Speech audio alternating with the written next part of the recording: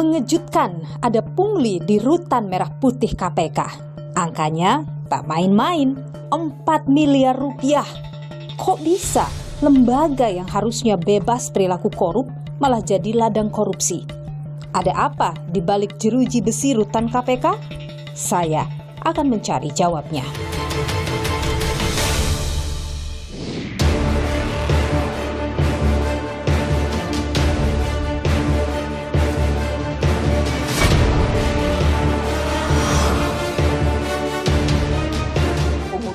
Yang dilakukan terhadap tahanan-tahanan yang ditahan di Rutan KPK. Itu sejumlah 4M.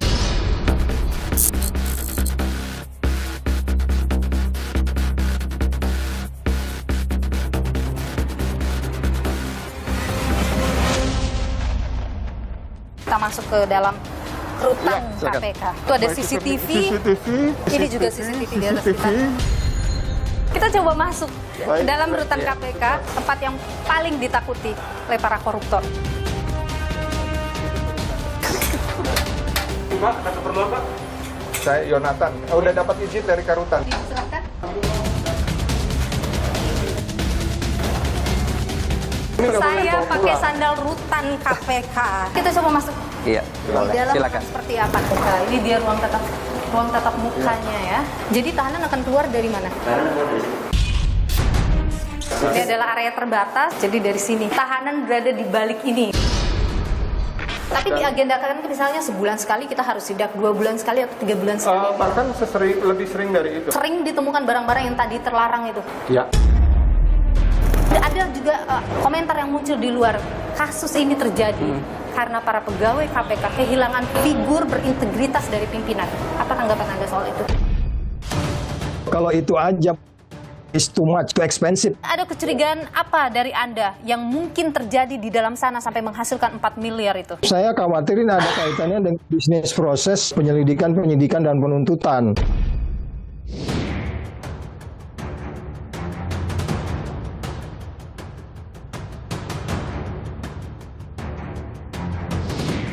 Ini adalah Rutan Gedung Merah Putih KPK, tempat yang paling ditakuti oleh para koruptor. Namun sayang, belakangan Rutan KPK ini menjadi perbincangan kala Dewas KPK menemukan adanya pungli di Rutan KPK ini. Angkanya 4 miliar rupiah. Pungutan yang dilakukan terhadap tahanan-tahanan yang ditahan di Rutan KPK. Jumlah sementara yang sudah kami peroleh itu di dalam 1 tahun, periodenya Desember 2021 sampai dengan Maret 2022, itu sejumlah 4M. Ironis, lembaga yang bertugas memberantas korupsi malah jadi tempat perilaku korup bertumbuh subur. Atas kejadian ini KPK meminta maaf dan membentuk tim khusus untuk mengusut kejadian ini. Wakil Ketua KPK Nurul Gufron menyebut dugaan pungli yang terjadi terkait dengan penyelundupan uang dan juga alat telekomunikasi.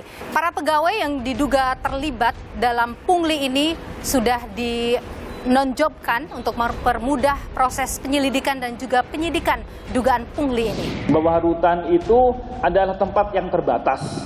Terbatas apa? Terbatas tentang komunikasi, terbatas tentang fasilitas dan lain-lainnya. Untuk mendapatkan fasilitas-fasilitas itu, yang mestinya tidak boleh bawa duit, tapi untuk memasukkan duit itu butuh duit. Atau tidak boleh berkomunikasi, untuk kemudian butuh komunikasi, alat komunikasi masuk itu butuh duit. Di sekitar itulah pungutan-pungutan liar itu terjadi. Menko Polhukam Mahfud MD pun angkat bicara. Ia meminta kasus ini dibuka ke publik. Ya bagus lah. Bagus dalam arti yang begitu itu harus dibuka ke publik dan sesudah itu ditindaklanjuti secara hukum. Karena pungli itu adalah tindak pidana. Komisi 3 DPR juga menyoroti hal ini. Selain meminta kasus ini diusut tuntas, Komisi 3 DPR juga memungkinkan akan memanggil para pimpinan lembaga anti rasuah ini. Harus ditindak ya, baik dalam konteks kedinasan maupun secara hukum. Kita tunggu saja. Jadi saya pikir ini tidak jangan ya sampai mencoreng kerja KPK yang sudah bagus selama ini. Hanya dalam kurun waktu 4 bulan, saudara, Desember 2021 hingga Maret 2022, pungli ini diduga bernilai 4 miliar rupiah. Bahkan oleh Dewas disebut angkanya bisa saja lebih. Benarkah pungli ini hanya terkait dengan 2 hal saja, penyelundupan uang dan juga alat telekomunikasi? Saya akan masuk ke dalam, saya akan melihat, saudara, seperti apa sebenarnya rutan KPK ini, seperti apa pengawasannya, kemudian juga pengamanannya, mungkinkah ada celah untuk melakukan tawar-menawar ataupun transaksi antara tahanan dengan petugas di dalam. Ikuti saya, saudara.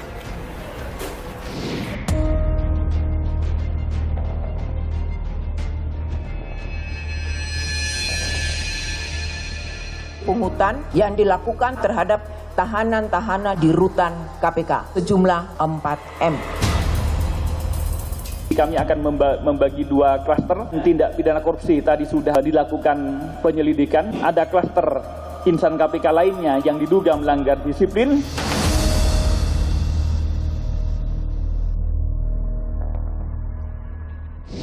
Selamat pagi, apa kabar Pak Yonatan? Sehat selalu? Selamat pagi Ibu Nilo, apa Sehat? kabar? Sehat. Sehat. Mas Ali sehat juga. Apa kabar? Cerah sekali ini, meskipun diterpa isu yang tidak sedap, tetap cerah ya, tetap semangat ya. Harus tetap semangat.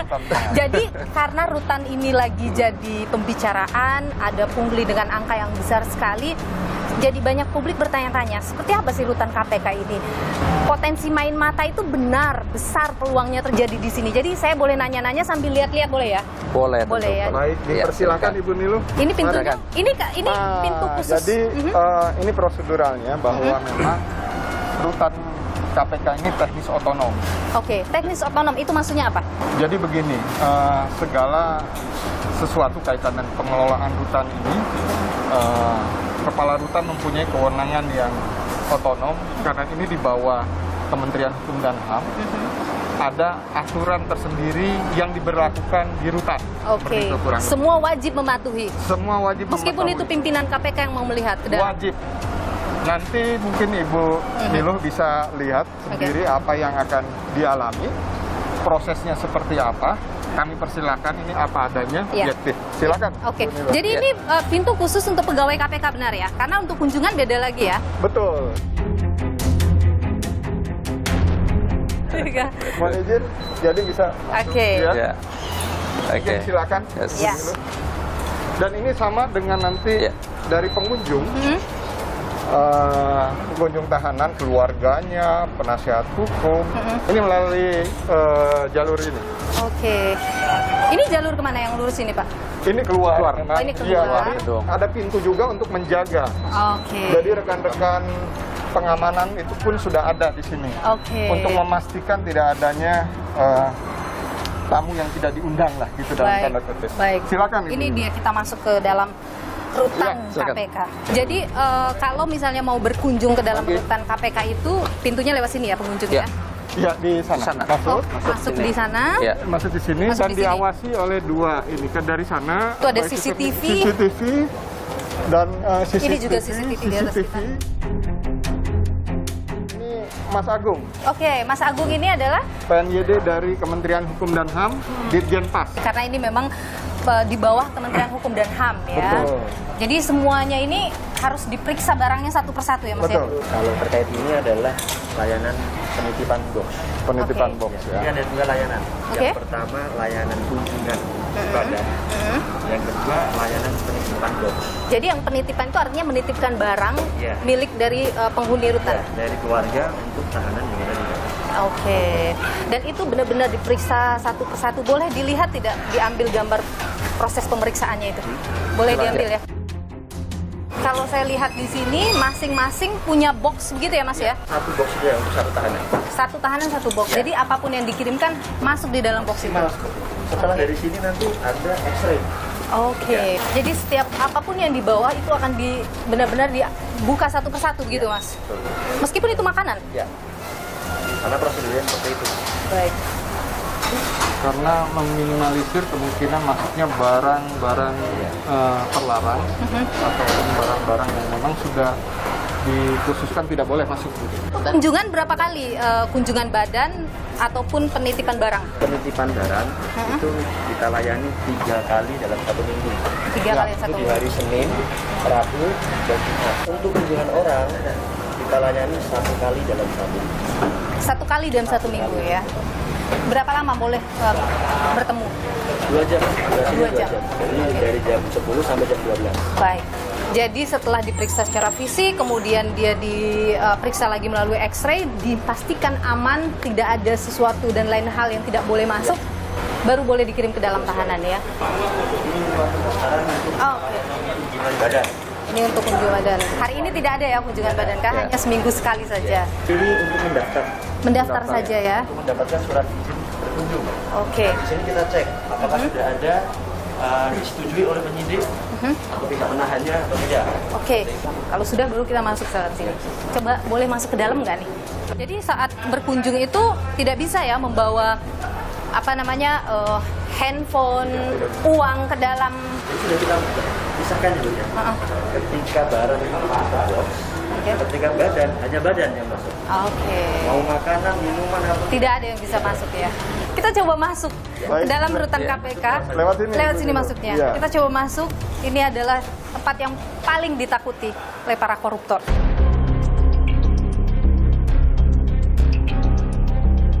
Sekali.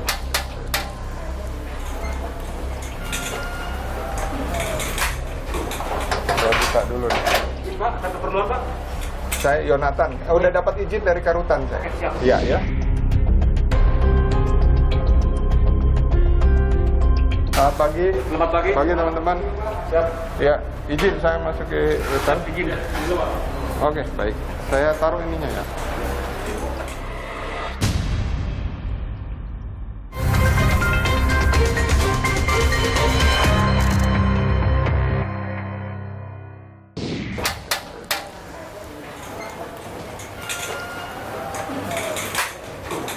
Saya buka dulu nih. Pak, ada keperluan Pak? Saya Yonatan. Udah dapat izin dari Karutan saya. Siap. Iya, ya. Selamat pagi. Pagi teman-teman. Siap.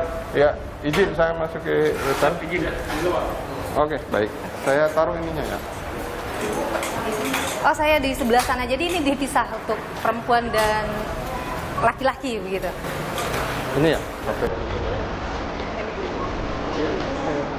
Ini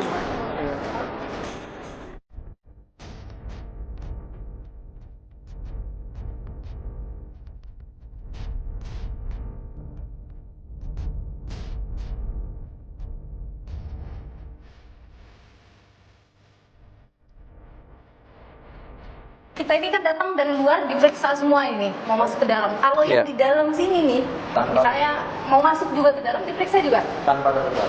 Jadi meskipun bertugas di dalam sini, kalau masuk ke dalam sana harus? Meskipun itu Karutan. Meskipun itu Karutan, sama pakai sandal juga ya Pak ya? Dan ini nggak boleh Saya bawa pakai pulang. sandal rutan KPK. khusus sandalnya. Ini adalah langkah untuk meminimalisir terjadinya potensi tadi main mata ataupun ada kenakalan gitu di pegawai di sini ya. Betul, di rutan KPK. Jadi ini sistem yang dibangun memang seperti ini kan. Kami juga akan segera evaluasi. Oke. Ya, sistem yang ada Sistem seperti yang ini. sudah sekarang ini. Betul. Kita akan evaluasi. Apakah dengan sistem yang ada ini memang memungkinkan ada kesempatan kan begitu ya? Ada celah begitu. Ada celah melakukan gitu. ya. Betul. Oke. Gitu. Sekarang karena di sini sudah sangat ketat, kita coba masuk Iya, di boleh. dalam Silakan. akan seperti apa. Ada kekhawatiran jangan-jangan di dalam ada kamar istimewanya katanya begitu nih. Jangan-jangan itu yang diperjualbelikan. Ya, silakan. Baik, saya masuk dulu. Ya.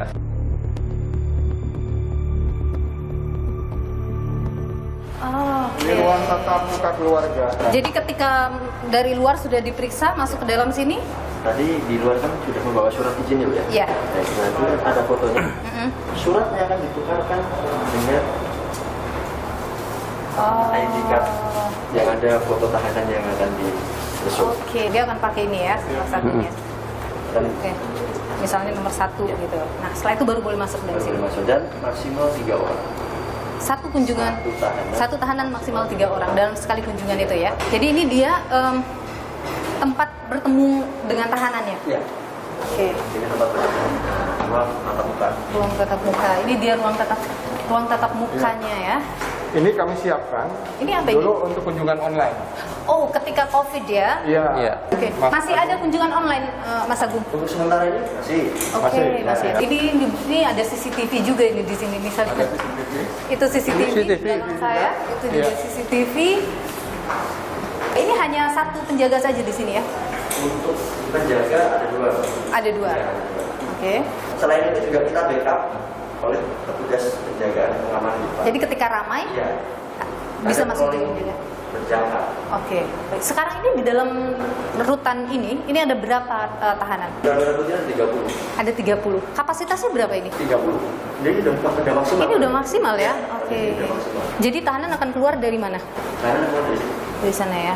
Oke. Area terbatas ini. Ini adalah area terbatas. Oke. Jadi dari sini. Masuknya. Tapi tidak boleh masuk ya? Tapi kita tidak bisa masuk. Tapi tahanan berada di balik ini gitu ya. Jadi ruang tahanan ada di dalam sini.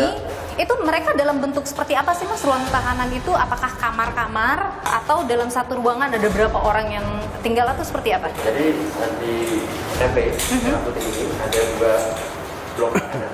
2 blok tahanan. Blok tahanan, blok pria dan blok wanita. Oke. Blok pria ini ada 6 kamar dulunya Oke. dan 3 kamar isolasi. 4 kamar itu besar untuk 4 orang. Ada 2 kamar itu besar untuk 3 orang. Yang isolasi itu apa perbedaannya dengan kamar yang umum tadi? Jadi perlu kami jelaskan, kamar isolasi itu diperuntukkan tahanan baru yang setelah dinyatakan menjadi tersangka dari konferensi di depan, dititipkan kepada kami, itu kita melakukan isolasi selama 3 hari. Oke, kenapa diisolasi? Alasan keamanan dan kesehatan. Oke. Ketika yang bersangkutan itu membawa virus flu atau bagaimana, setidaknya bisa inkubasi di sini. Oke, di 3 hari. Dan yang kedua, keamanan. Kita bisa melihat juga apakah di dalam ini ada musuh beliau atau tidak, kan seperti itu. Ada ancaman beliau atau tidak. Selama ini ada tidak yang kemudian kedapatan ada ancaman seperti itu? Selama ini selama saya bertindak di sini tidak. Tidak ada ya. Oke. Kamar isolasi yang 3 hari itu fasilitasnya atau isinya sama dengan kamar yang tadi? Oke. Bentuknya sama.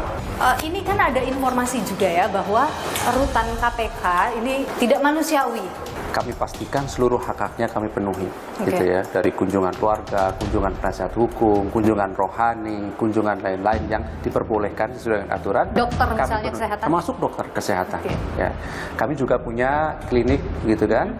Ada khusus untuk kemudian dokter yang memeriksa para tahanan KPK yang kemudian ada keluar kesehatan misalnya ya, untuk rekomendasi harus dibawa keluar misalnya ke rumah sakit tertentu yang dibutuhkan sesuai dengan kondisi kesehatan. Oke, jadi bisa tahanan ketika membutuhkan perawatan di luar bisa dilakukan? Bisa, sepanjang kemudian ada rekomendasi dari dokter rutan KPK. Artinya ada celah bisa jual beli tadi itu? Apa rekomendasi misalnya untuk bisa dirawat di luar? Memang saat ini yang kemudian terjadi kan dugaannya lebih kompleks gitu ya, dalam pengertian bukan berarti kami menyerah untuk tidak menelusuri lebih jauh ya, dalam pengertian kita coba bandingkan. Kalau dulu itu kan ada cash and carry gitu ya, jadi pakai transaksi biasa konvensional misalnya ya. Nah sekarang kan dugaannya, makanya kemudian kami kan melibatkan PPATK Karena via transfer tadi? betul, untuk menelusuri tadi via transfer perbankannya kami dalami secara menyeluruh gitu ya, sehingga harapannya tentu nanti hasilnya itu juga evaluasinya akan menyeluruh gitu. Oke. Kalau di atas ini apa Mas, di atas kita ini? Ada ruang seperti ini. Oke, ruang seperti ini. Ruang kunjungan juga? Boleh kita lihat ya? Oke. Ada berapa lantai ini? Hanya 2. Hanya 2 dan di atas.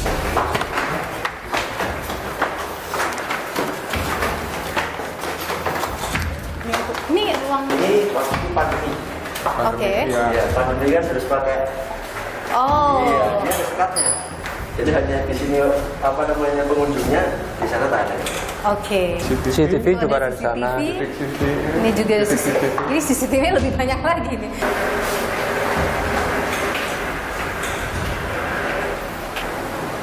Itu di bawah ruang olahraganya yang mau kita kunjungin ya. Tempat olahraga.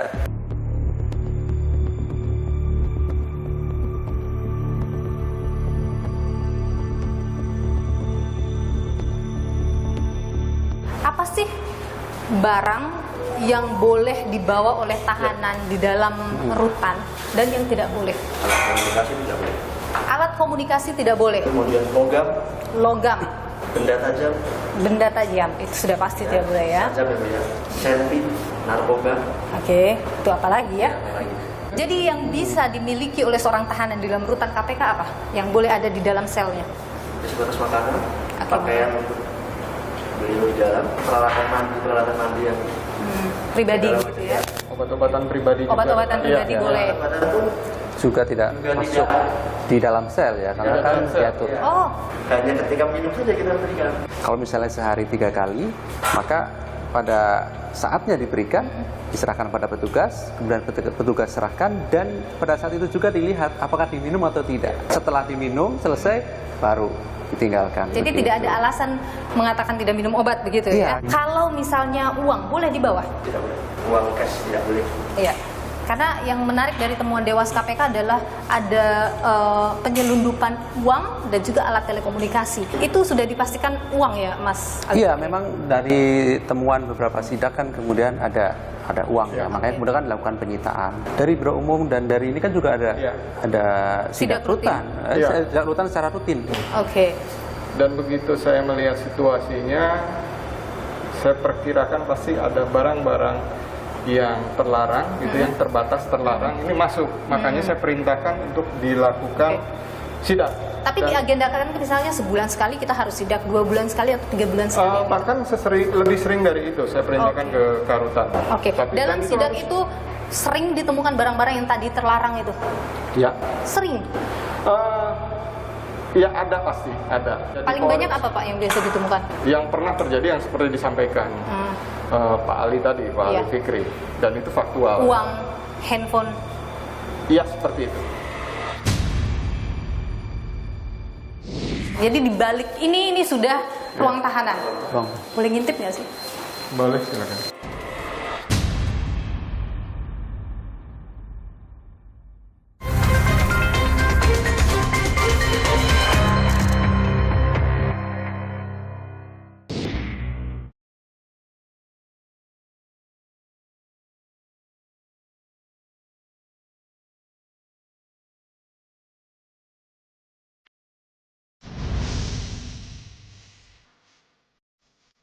Kita lihat fasilitas olahraganya.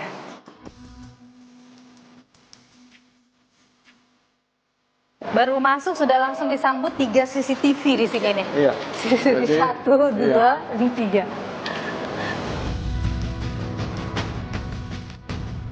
Jadi ini bisa dapat matahari dari sini. Iya, bisa berjemur, bisa menjamin kesehatan juga ya. Iya. Ada Aktivitas. Kalau kita lihat nih ada 2 sepeda statis. Ini juga bisa main pingpong.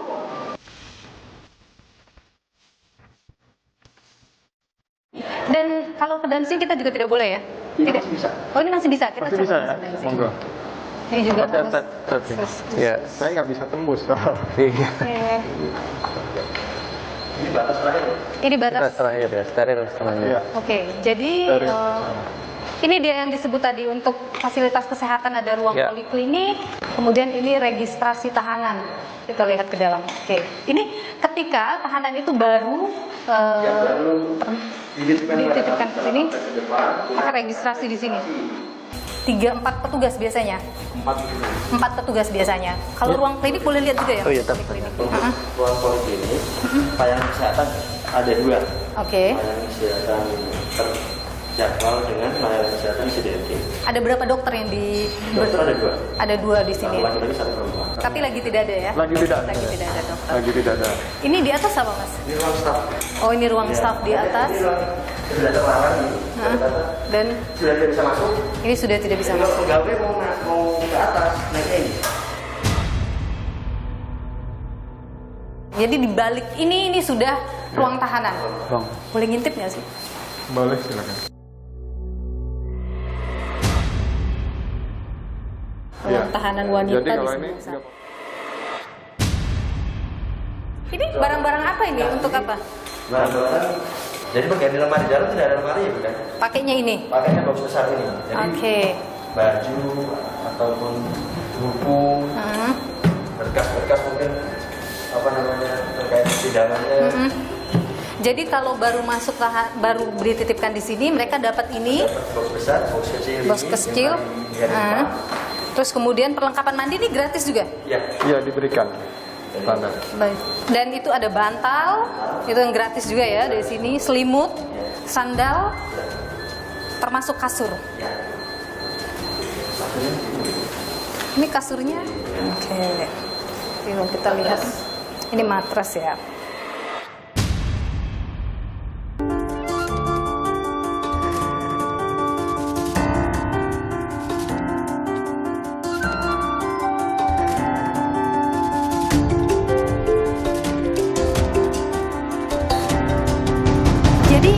Hasil penyelidikan itu soal bayar-membayar untuk selundupkan uang, untuk selundupkan handphone begitu. Itu bagaimana itu bisa terjadi gitu? Artinya ini kan tidak mungkin hanya satu orang petugas bisa melakukan itu semua.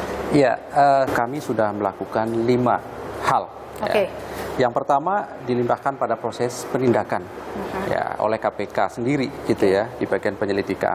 Di sini kegiatannya tentu kami akan mengundang berbagai pihak gitu ya, pengumpulan bahan, informasi dan data untuk mendalami dugaan peristiwa pidana dan menemukan siapa yang bisa dipertanggungjawabkan secara hukum. Gitu ya. Baik itu nanti apakah dugaan suap, gratifikasi atau pemerasan gitu ya. Yang kedua etik. Ya, etik juga Dewan Pengawas KPK melakukan pemeriksaan. Yang ketiga disiplin pegawai. Saat ini kami pastikan juga sudah melakukan pemeriksaan oleh inspektorat. Ya.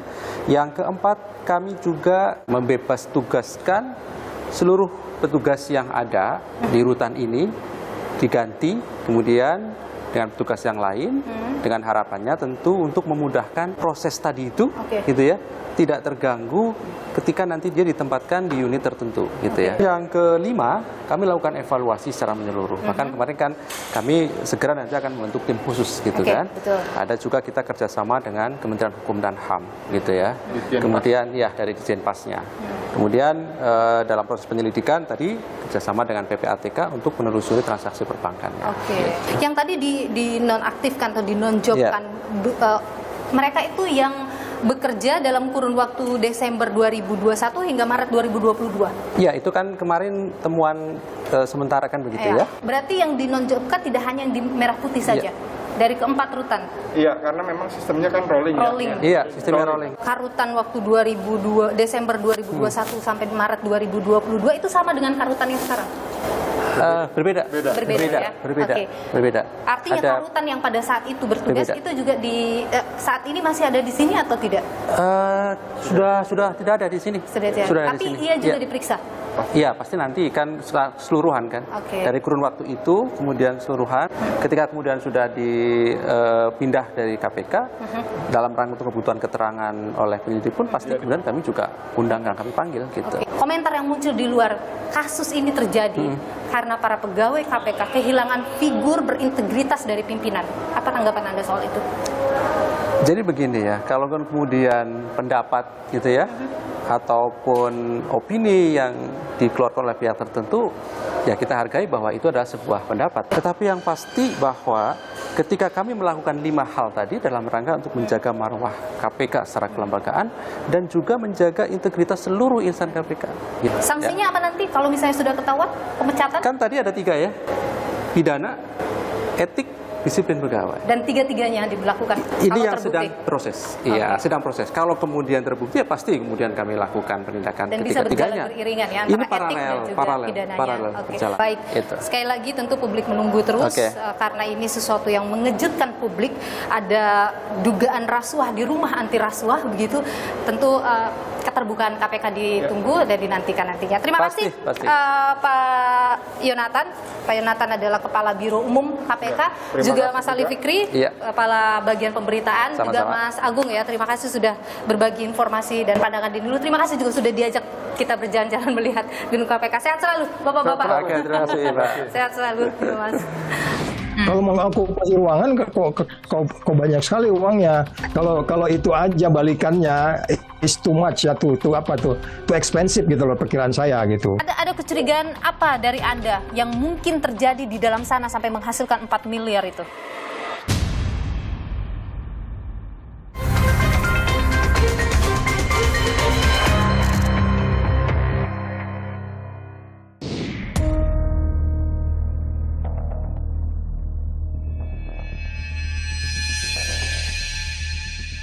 Pungutan yang dilakukan terhadap tahanan-tahanan di rutan KPK sejumlah 4M.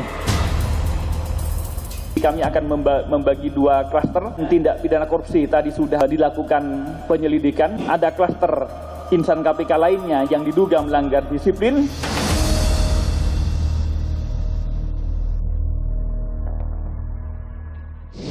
Ramai saudara soal pungli di rutan Gedung Merah Putih KPK.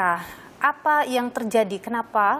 Kemudian atau apa yang bisa mendorong hal ini terjadi dan apa yang seharusnya dilakukan setelah peristiwa ini? Kita perbincangkan hal ini bersama dengan Wakil Ketua KPK 2015-2019 Saud Sitomorang. Pak Saud, terima kasih sudah bersama Niluh. Sehat selalu Pak Saud. Ya, sama-sama Mbak Niluh. Terima kasih. Pak Saud, terkejut tidak dengan kejadian ini? Ya enggak lah, kok terkejut. Karena kan kita udah bayangkan ini dengan undang-undang baru KPK akan begitu. Apa yang menjadi celahnya di situ? Ya kan dengan undang-undang baru itu kan semuanya berubah. Value-nya berubah, nilai-nilainya berubah, diubah, dan kemudian cara melaksanakan nilai-nilai itu juga berubah. Dan Dewasnya sendiri kalau saya lihat nggak begitu familiar dengan nilai yang mereka buat sendiri. Kalau dulu kan nilainya itu RI KPK. R-nya religious, integrity, kepemimpinan, profesionalisme, dan keadilan. Itu religiusnya dibuang, religiusnya dibuang, diganti dengan is KPK, I-nya jadi integrity, S-nya sinergi, kepemimpinan. Nilai-nilai itu dijabarkan, apa itu integrity. Nanti kemudian perilaku orang dilihat, apa yang dilanggar dari nilai-nilai itu. Gitu. Jadi Anda mau bilang bahwa saat ini pimpinan KPK maupun di Dewas KPK tidak ada sisi integritas itu yang bisa dicontoh oleh bawahan? Ya tidak hanya integritas saja, mereka nggak sinergi kan. Masa sih integritas bocorin rahasia gitu ya. Nah, terus kemudian masa sih mencat-mencat orang integritas, kepemimpinannya apa begitu leadershipnya. Terus kemudian profesional apa begitu profesional. Yang namanya profesional kan terbuka. Nggak ada, Anda harus di check and balance. Anda tidak boleh konflik of interest. Terus kan kalau bicara keadilan apalagi gitu. Pak Saud, kalau misalnya Dewas bekerja dan kemudian menemukan hal ini, apakah itu tidak bisa kita pandang positif bahwa memang Dewas bekerja ingin membereskan begitu hal-hal yang tidak baik di pegawai KPK? Dewas ini pun saya lihat itu hanya tajam ke bawah tapi tumpul ke atas. Dia bilang dia proaktif ke bawah. Kami yang nemukan gitu. Tapi yang kemudian pimpinannya nunggu sampai 16 entitas dulu yang lapor baru ada follow up gitu. Sebenarnya kan dia harus proaktif di mana saja. Tapi Pak Saud, kalau dalam melihat kasus ini, dalam pandangan Anda, mungkinkah ini dilakukan hanya orang per orang, sipir tertentu saja atau penjaga tertentu saja, atau jangan-jangan ini terstruktur dari atas ke bawah? Kalau kemarin melihat cerita itu kan katanya melibatkan beberapa orang, berarti udah sistemik gitu, melibat satu case ini melibatkan beberapa orang.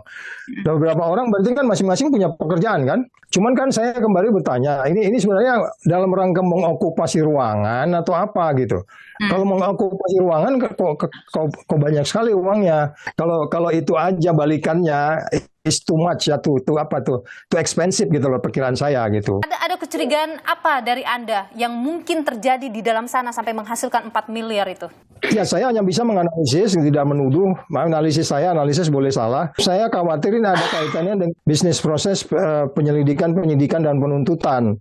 Jadi umpamanya bisa jadi mungkin kita nggak tahu ya bentuknya apa, tapi ada konflik of interest lah di situ. Kan kalau kita bicara bisnis proses penyelidikan, penyidikan, dan penuntutan itu kan di situ ada saksi-saksi, ada terdakwa, ada lawyernya, ya kan, ada yang berpotensi justice collaborator, ada yang kemudian sanksi yang bisa memberatkan, sanksi yang meringankan, terus kemudian bagaimana flow informasi itu mengalir dari satu ke lain ke yang lain.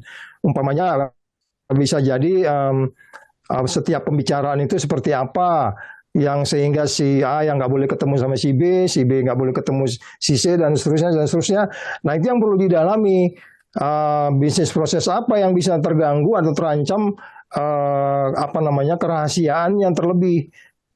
dan informasi yang keluar terlebih gitu ya. Ini yang mungkin kita perlu dalami lagi, tidak hanya sekedar jadi sebuah sebuah HP begitu. Itu juga nggak common sense banget menurut saya. Kalaupun hanya sekedar occupy ruangan atau mengisi ruangan, itu sebenarnya kan bisa dipantau dari kamera yang menurut saya nggak perlu lama sampai kayak gini. Jangan-jangan ini sudah terjadi beberapa tahun ke belakang bisa jadi. Menurut Anda apa yang harus dilakukan pimpinan KPK sekarang di situasi ini? Ya, ini kan saya pikir mereka harus bertanggung jawab semua pasti ya. Itu kan mereka kolektif kolegial. Jadi sekali lagi harapan kita ya pimpinan yang mereka harus merevaluasi ini secara tuntas. Tapi saya sedikit skeptik itu nggak mungkin sebelum nanti undang-undang KPK lama dikembalikan lagi. Baik. Pak Saud Situmorang, Wakil Ketua KPK 2015-2019. Terima kasih sudah berbagi pandangan di Niluh. Pak Saud, sehat selalu. Om Swastiastu. Kalau dugaannya bahwa bukan hanya orang-orang di bawah ini dan ada pihak misalnya middle sampai ke up, yaitu kalau misalnya diperiksa langsung oleh KPK, apa itu tidak konflik kepentingan? Jangan-jangan nanti malah memperbesar kemungkinan tidak terungkapnya pihak-pihak yang harusnya paling bertanggung jawab.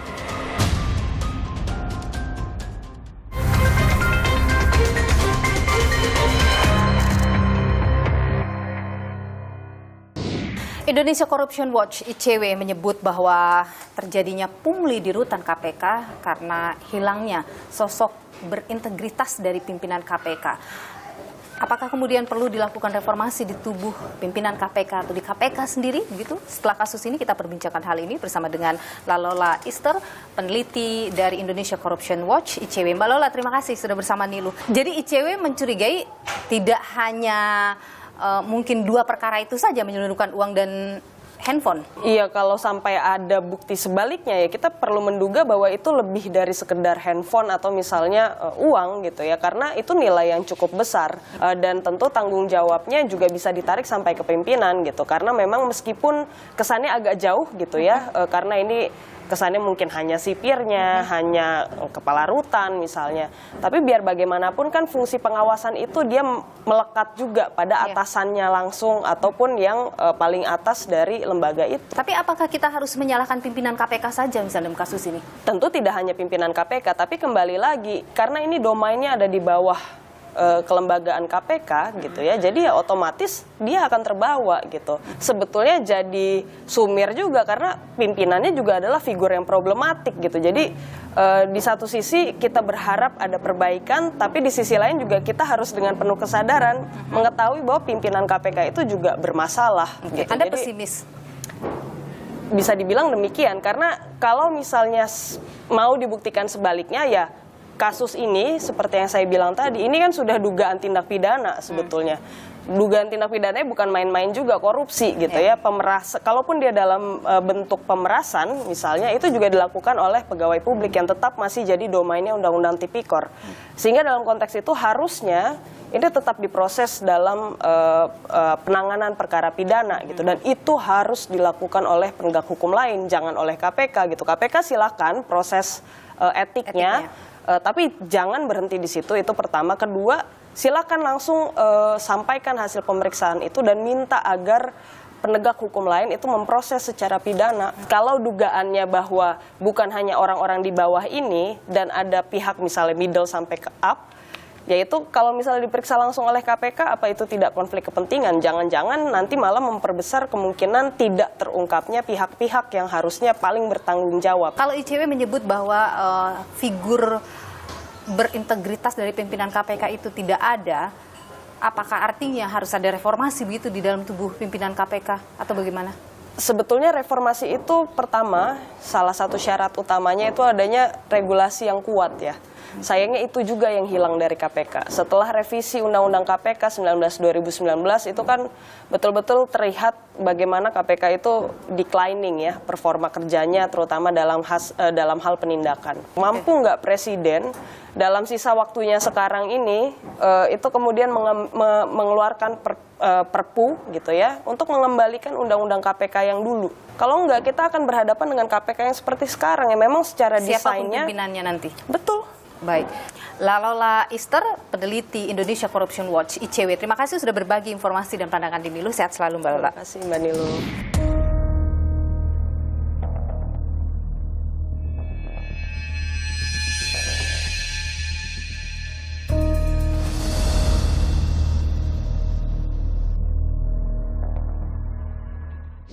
Ini bukan sesuatu yang baru, cuman baru karena Dewas berani mengumumkan itu kepada publik. Oleh karena itu sekali lagi KPK harus membersihkan dulu dirinya, baru kemudian bisa melakukan hal-hal di luar. Bukan hanya zaman Pak Firly, zaman Samad malah. Menurut saya hal-hal ini ditutupi oleh zaman Samad.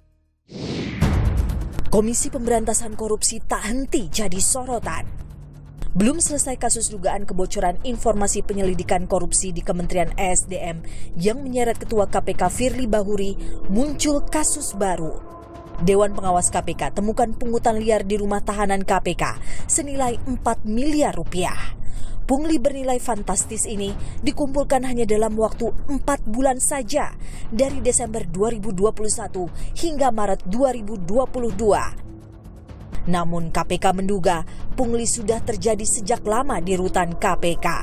Ada yang kemudian kasus-kasus transaksi lainnya yang mungkin cash dan yang diduga terjadi jauh sebelum tahun lalu. Terungkapnya pungli di rutan KPK makin menambah daftar skandal yang pernah menghinggapi insan KPK. Sebelumnya, mantan Mensos Idrus Marham pernah ketahuan menyuap pengawal tahanan sebesar Rp300.000 demi longgarkan pengawasan saat Idrus berobat keluar rutan. Kepala Perwakilan Ombudsman Jakarta, Teguh P. Nugroho, yang waktu itu mendapati Idrus melenggang bebas tanpa pengawalan ketat di sekitar Rumah Sakit MMC Jakarta. Pengawal tahanan KPK berinisial M akhirnya dinyatakan bersalah dan dipecat dengan tidak hormat. Kemudian Wakil Ketua KPK 2019 Lili Pintauli ketahuan menerima gratifikasi berupa fasilitas mewah menonton MotoGP Mandalika serta penginapan di Nusa Tenggara Barat senilai total Rp90 juta. Lili sempat menggunakan fasilitas tersebut dan mengajak serta 11 orang lainnya. Namun sidang etik terhadap Lili tak sempat dilakukan lantaran Lili keburu mengundurkan diri dari KPK. Selanjutnya, bekas penyidik KPK Stefanus Robin bekerjasama dengan pengacaranya Maskur Husain. Robin menerima suap senilai lebih dari 11 miliar rupiah dari sejumlah kepala daerah dan pengusaha yang berperkara di KPK. Akibat ulahnya merusak citra KPK, Robin mendekam 11 tahun di penjara dan wajib membayar uang pengganti senilai 2 miliar rupiah. Merawat kepercayaan publik bukanlah hal mudah. Di tengah keterpurukan KPK dalam menjaga maruah, dukungan dari masyarakat dan pemerintah, menjaga KPK tetap berjalan di rel kebenaran menjadi penting agar ke depan lembaga anti rasuah ini tak lagi berulah. Integritas harusnya tak bisa dibeli bagi yang tak mampu memiliki. Namun ironi, mereka yang berada di dalam institusi pemberantas korupsi tak tahan godaan hingga menggadai integritas. Ini harus jadi titik balik, evaluasi tak hanya pada diri pegawai, namun juga pimpinan. Sukseskan pemilu 2024 dan ikuti perkembangan informasinya hanya di Kompas TV, independen, terpercaya. Saya, Niluh Puspa, sampai jumpa.